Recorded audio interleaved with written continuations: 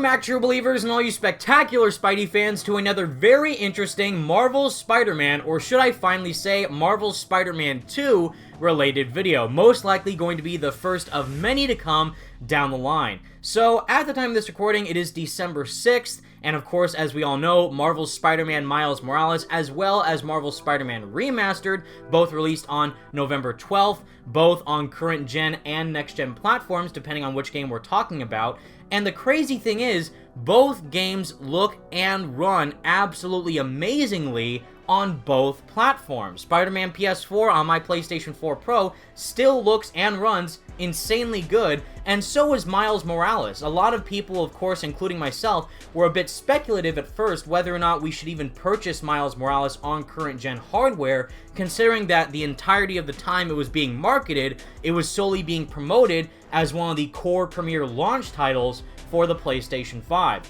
Now, sadly for me, if you guys are aware, I was not able to acquire a PlayStation 5 on launch day. Still have not been able to acquire one even now, even after Black Friday. To no avail, sadly, but being able to play Miles Morales on my PS4 Pro, I was actually shocked seeing how good it still looks on current-gen hardware. Now, of course, both Marvel's Spider-Man Remastered and Miles Morales both run even better on next-gen hardware with the PlayStation 5, with the added benefit, of course, with the ray trace environments, the 60 FPS performance mode, the DualSense controller haptic feedback, the 3D audio, more immersion for the player to be connected to the world of Spider-Man thanks to next-gen and the capabilities of the PS5 is most likely the biggest drawing point for any massive Spider-Man fan to go out and buy a next-gen console, or just a gamer in general wanting to become more enveloped within these titles that they know and love and are going to love playing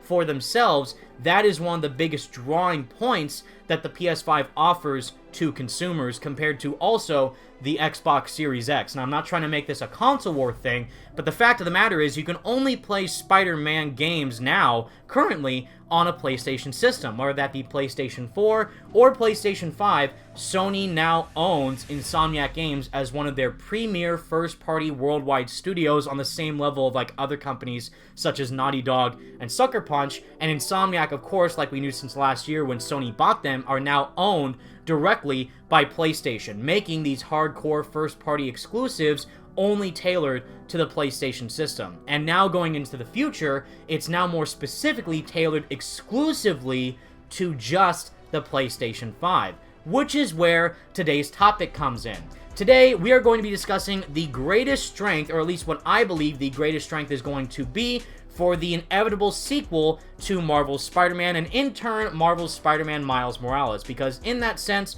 Miles Morales was just the beginning. So firstly, it was Insomniac's first ever title as a first-party studio underneath Sony Interactive Entertainment's belt. They started Spider-Man PS4 developing that way back in 2014 and released the game in 2018. However, when that game was being developed, it was exclusively only as a third-party studio, where Insomniac Games was not yet owned by Sony Interactive Entertainment, but they were making a first-party game. But they themselves were still a third-party studio, meaning that they did not have all the assets and resources yet at their disposal compared to another company that you can compare, again, like Naughty Dog, Sucker Punch, and so on. There's a lot of very talented game studios out there, specifically owned directly by Sony Interactive Entertainment, where you can see the amount of production value that is incorporated into each and every one of the titles that they manufacture. And Spider-Man, being the massive property that he is from Marvel, was given the first-party treatment from Sony, with Spider-Man PS4 being exclusive to that one platform, not needing to be fitted for a multi-platform release, since all the gameplay assets and mechanics were specifically tailored to the PlayStation 4 at the time. Now, of course, with the re-release of Marvel's Spider-Man Remastered, we also see the enhancements of that game, considering that it was solely developed only on the PlayStation 5. Of course, whether you like it or dislike it, that is without a doubt relating to the brand new Peter Parker face model, but also the enhancements with the ray-traced environments, better frame rate, faster loading times, 3D audio, DualSense controller capabilities. All that is tailored to both Marvel's Spider-Man Remastered and Marvel's Spider-Man Miles Morales, also on PS5. Now, the difference being between both of those games is pretty substantial when you stop and think about it for a second. Firstly, Marvel's Spider-Man Remastered is simply that. It's a remaster of an older game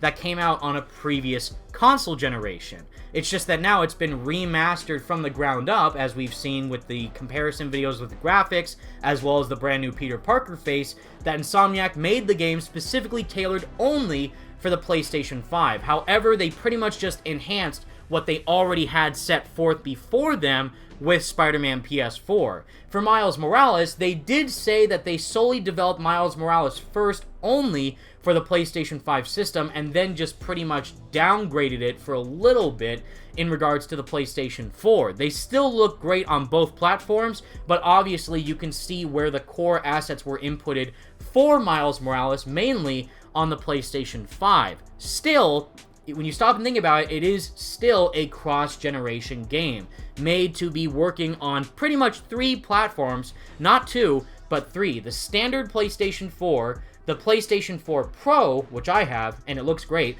and the PlayStation 5. Now, with all that in mind, Insomniac are trying to make sure that it is very consumer-friendly to have each and every single one of these Spider-Man games running on all these platforms, so that way, A, it can sell more across different platforms for people who are still trying to acquire a next-gen console, since this is just the beginning of the new console's launch for both the PS5 and Xbox Series X, but it's also in the sense that they have to make sure that it can run on both platforms properly first, to then see where they can take all of what they learned with Spider-Man PS4 running on the PlayStation 4 and PS4 Pro, as well as with Miles Morales running on a PS4, PS4 Pro, and PS5, and see how they can fully take that even further with their next Spider-Man game, Marvel's Spider-Man 2, Marvel's Spider-Man, whatever they're going to call it, is of course what I believe is going to exclusively be only on the PlayStation 5. And that is what I believe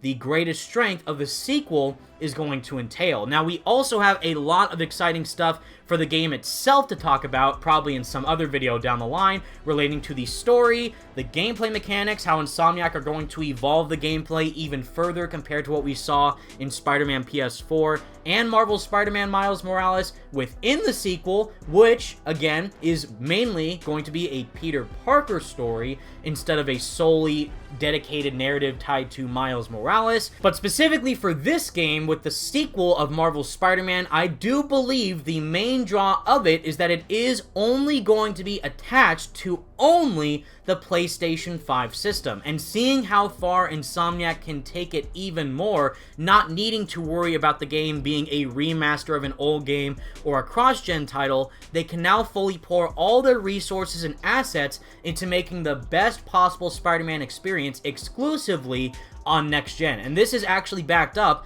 by an article that was posted a couple weeks ago by the head of Sony Interactive Entertainment himself, Jim Ryan. And this is actually coming from WCCF Tech, which I will leave a link to the article in the description below. It does point out some very intriguing elements about where exactly games for next gen are going to go down the line. But specifically for the PlayStation 5 system, it does highlight that we most likely won't see the quote-unquote true generation-defining games until 2022. And that actually is another factor relating to this topic, because that could possibly be the year in which Marvel's Spider-Man 2 actually releases. So to read this article for itself, again, this was posted on November 19th, 2020, written by Nathan Birch from WCCFtech.com, stating that the PlayStation 5 has officially launched in all regions of the world, but it may be a while before truly transformational next-gen experiences arrive. Sony Interactive Entertainment CEO Jim Ryan famously stated that the company believes in generations, but a number of PS5 blockbusters, including Spider-Man Miles Morales, Horizon Forbidden West, and possibly God of War Ragnarok, are all cross-gen titles, and other Sony execs have hinted PS4 support will continue for at least another 3 years. Jim Ryan reiterated this idea in a new interview with the Russian news agency TASS, where Jim went on to state within that interview there are around 114 million PS4s in the world. The number of those who transferred to PS5 initially, if you keep that in mind, is a smaller number. But for us, the PS4 community is going to remain incredibly important, certainly for 2020, 2021, and 2022, because in those 3 years, that will be the larger PlayStation community. And just to highlight that pretty briefly, he is absolutely correct. Like I previously stated, I personally have not been able to acquire a PlayStation 5 yet, and I'm sure that is the same exact situation for quite a lot of you watching, as well as the majority of the consumer market right now, trying to obtain said console before the holiday season occurs, with, of course, Christmas being the hottest item on the market that anyone could buy as a holiday gift. But in general, it's I think stated in a previous article or news report saying that the PS5 has currently been one of, if not the most wanted piece of electronic media to ever hit the market within the last decade or so. And that just shows not only how much people care about the overall world of gaming as a whole, which is pretty cool to see, but also these new gaming experiences that the console will be able to run. Again, even though they pretty much highlighted that Horizon Forbidden West and God of War Ragnarok are going to be cross-gen games, as well as Spider-Man Miles Morales, they're still going to be able to run completely well on the next-gen hardware of the PlayStation 5. And seeing how they can take that even further once we do receive games down the line in 2022, 2023, or 2024, where those titles are specifically tailored to only the PS5, that is when we will be able to see exactly what next gen is capable of. We've already been able to get a taste of that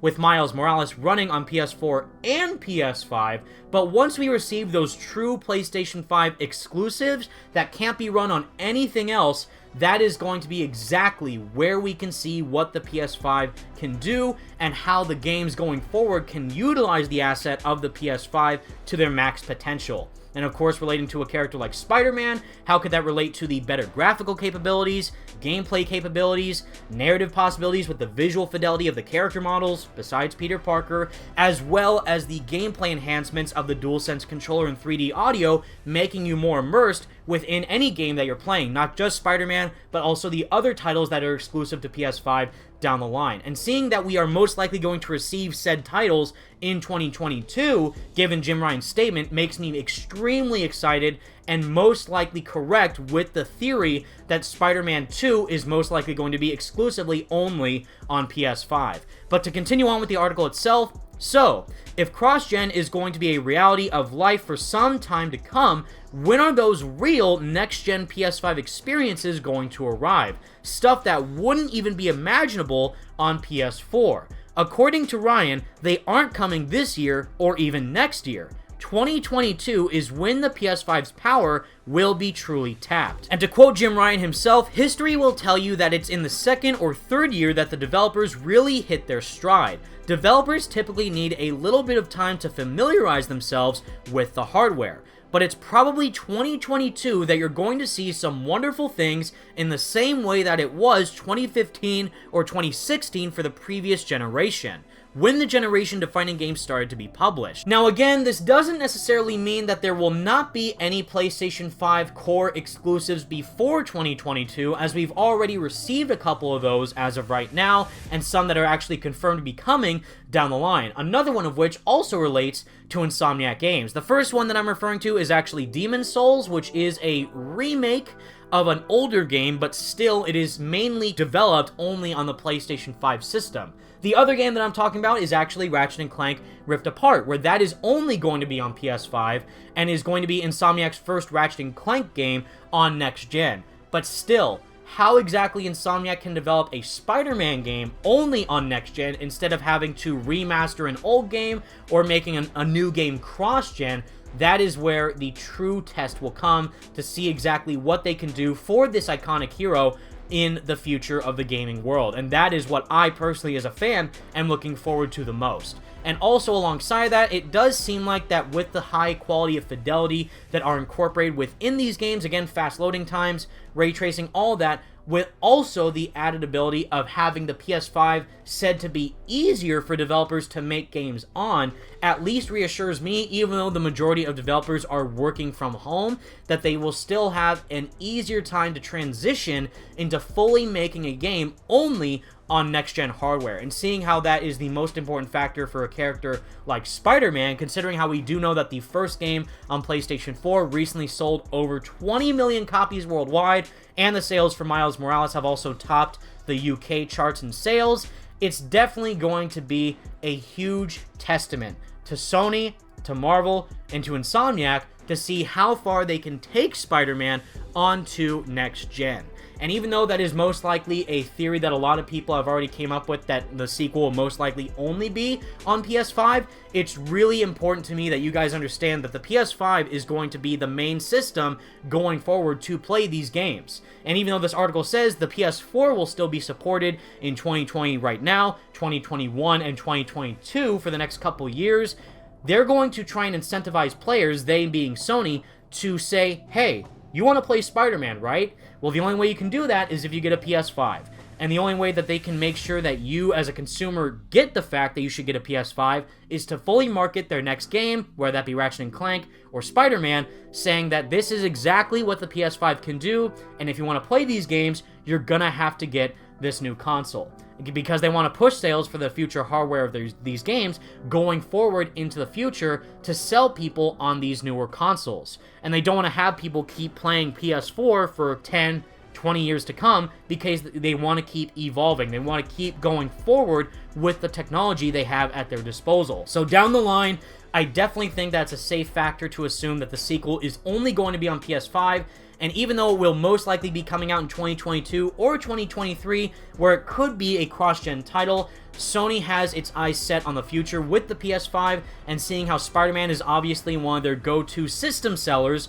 clearly shown that with Spider-Man PS4 and also Miles Morales for the PS5, that is most likely going to be the same exact case once we do receive the official announcement of Marvel's Spider-Man 2. It's really just showcasing that the future is here, and that the future is going to showcase Spider-Man in a way that we've never really seen before, specifically for our main man Peter Parker, because even though Miles Morales was a Miles Morales game, a standalone Miles Morales story, we did get some snippets of Peter Parker here and there teasing of what's to come. But once we do receive the next game promoted, seeing Peter is back in action, he's most likely wearing the black suit, he's going to face off some incredibly new, dangerous foes, that is going to personally draw me as a consumer to purchase a PS5 as fast as possible. Right now, I really do want one, but I'm not thoroughly inclined to get one because there's not a real draw of playing the newer game of the Marvel Spider-Man Remaster or Miles Morales when I can play both of them on my PS4. But again, that's the point. When we do receive the official announcement of Marvel Spider-Man 2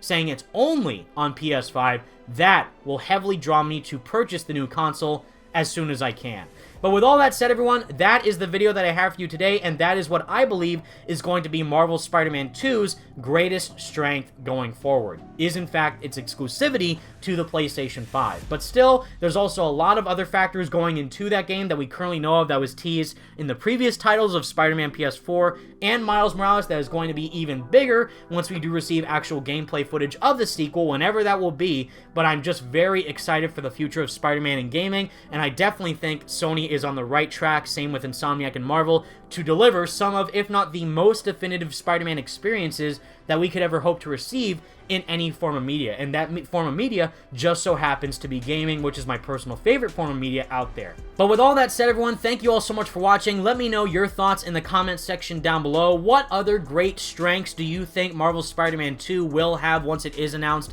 in the future? Do you think it is relating to the PS5's capabilities with the 3D audio, DualSense controllers, graphic capabilities, or do you think it relates more to the story and the gameplay with characters that we do already have solid connections with Peter, Miles, MJ, Harry, Norman, all these great characters that were teased in the first game and showcased thoroughly in their own narrative perspectives, and seeing how that can further translate in the future once we do receive the sequel's core narrative with Peter at the helm. I'm just very excited for Spider-Man's future in gaming, and I cannot wait to see what Insomniac has in store next. But with all that said, everyone, thank you all so much for watching. Stay spectacular, Spidey fans. Feel free to like the video and subscribe to the channel if you did enjoy, as that would mean the world to me. Until next time, peace out.